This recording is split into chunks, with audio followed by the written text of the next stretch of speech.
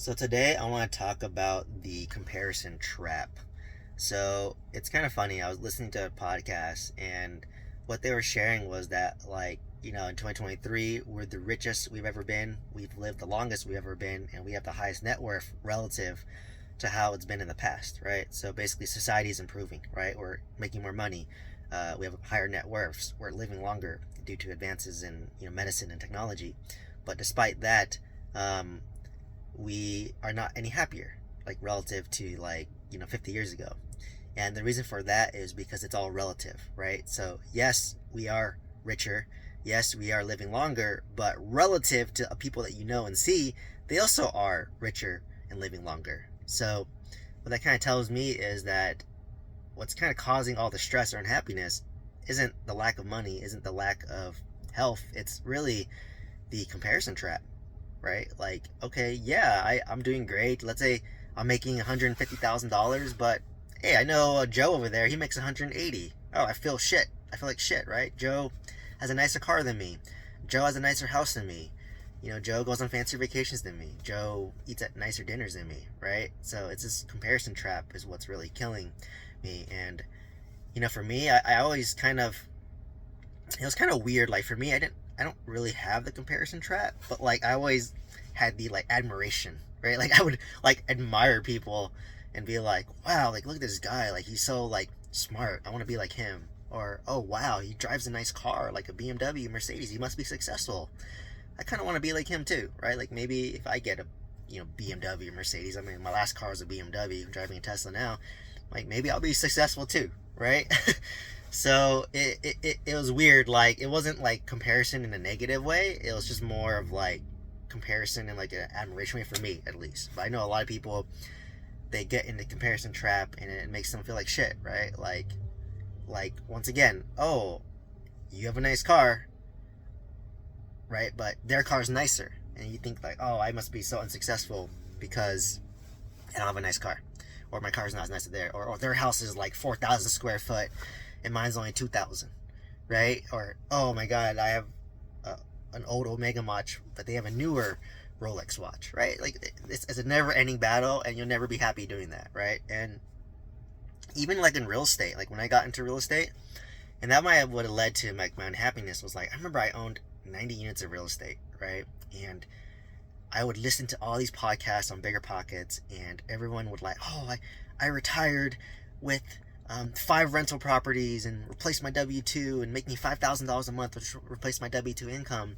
And I used to get like stressed out by that because I'm like, wait a second, not only do I own way more units than you, I'm not financially free. I have to work still, right? I have to go to my job, like even more so now, because I'm putting a lot of money into my apartments, right? I was bleeding $10,000 a month on my mobile home park, and I'm pumping in money to renovate the units.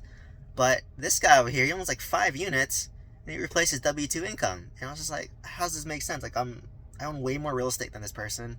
I've done it longer, and they retired in like 2 years. So I got caught up in the comparison trap, and it didn't make me happy, right? Because I'm just like, well, there's a lot of context going around with this, right? So number one, yes, I own a lot more units, right? 90 is way more than 5, but these are being stabilized currently. I'm renovating them. So when you renovate apartments, there's a lot of vacancy. If you have vacancy, you're not getting cash flow, right? And then my mobile home park, which is a bad deal, and I'm losing money. So, that's not normal. Like I had 40 units that were bad, right? That was costing me money.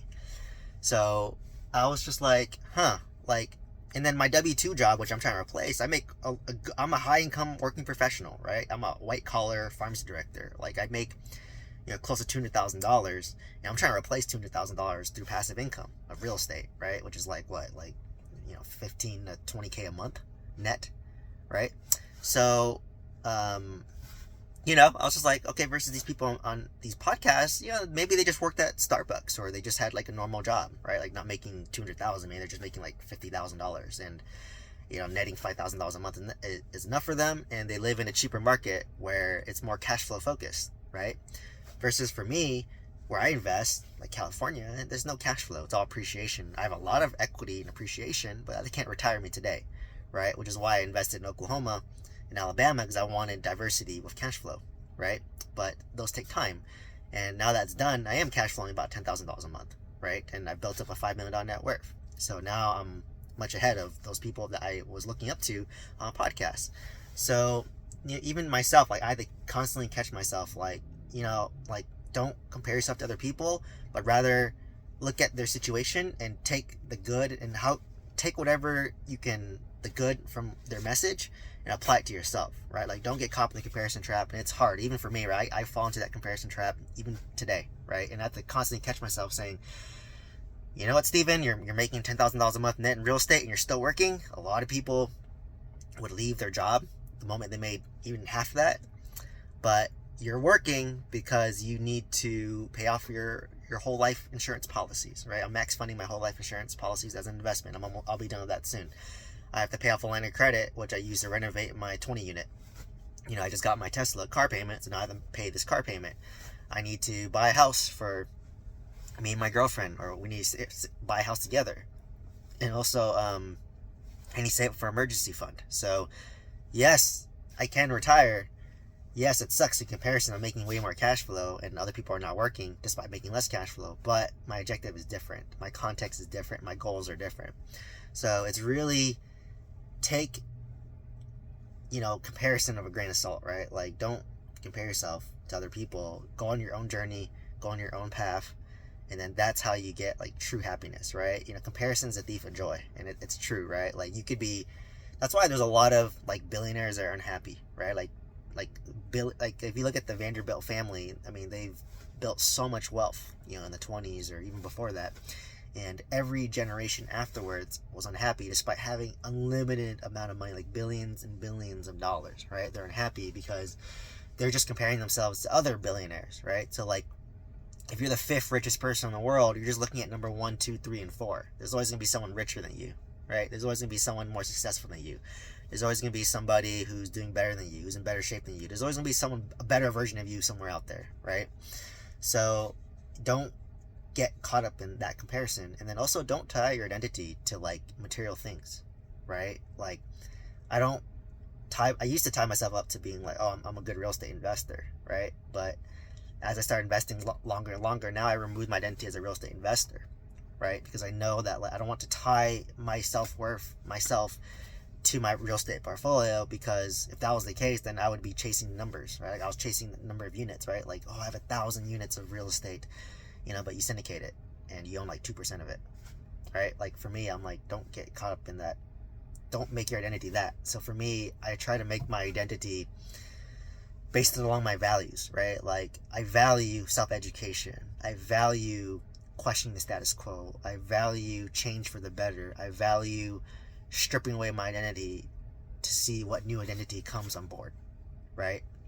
So for me, I'm trying not to I was like very attached. My identity was a pharmacist for the longest time, and the moment I got laid off, I lost that pharmacist identity, right? So now I still work, but my identity is not all in pharmacy. Then I pivoted my identity to real estate, but then once I got humbled this past year through real estate, I stripped my identity of real estate. And now I'm more about like giving value, teaching people, self-educating myself, and sharing what my journey and my experience. That's what brings me the most fulfillment now. So that's why I'm not getting caught in the comparison of social media, right? Like I'm not comparing myself to other channels. I'll look at other channels that are much better than mine and say, what are they doing? That's good, right? But what I learned was the only thing I can control is my actions, right? Can I consistently post content every day without burning out? The answer is yes. Can I make these videos without really thinking about it? I do. It's easy. Like I just pick a random topic that I thought about and I talk about it for 10 minutes, right? Like that's sustainable. Can I improve over time as I post? Yeah, right? Like I've been that way my whole life, like, hey, how can I improve 1% every day? Let that compound, right? I don't, whatever. It might take me like 5 years to get monetized on YouTube. Like whatever, I'll wait 5 years because I love doing this. I love teaching, and this is what brings me actual joy. Like I actually legitimately like doing this. I'm not doing this for any validation whatsoever, right? Like I have enough money as is. I don't need YouTube at all. Like it'd be nice if it does well, but I don't need it. So So yeah, so kind of moral of the story is don't get caught up in the comparison trap. If you do notice yourself comparing yourself to others, then stop yourself immediately and then reflect that, hey, everyone has a different journey, everyone has a different background. And like some people, they might come from a more like privileged background, right? Like I was fortunate that I grew up in a middle class and household. I don't need to support my parents financially. They're very self-sufficient, and I'm fortunate to have that, and that helped me have a leg up. Or some people come from a rich family, right? Like I know a lot of investors where they talk as if they're like successful, but you know they're just investing their parents' money, right? And like I didn't have that privilege. So you really have to know your background, your context, and really the key is just what's an improved version of yourself, right? Like, am I better today than I was yesterday? And if the answer is yes, then you won. Then you congratulate yourself, right? So overall, just hopefully you found value from this video. Just wanted to share my experience with the comparison trap, and why you shouldn't fall too hard into it. And hopefully this changed your mindset a little bit and gave you some value. Hope to see you in the next one. Thank you so much.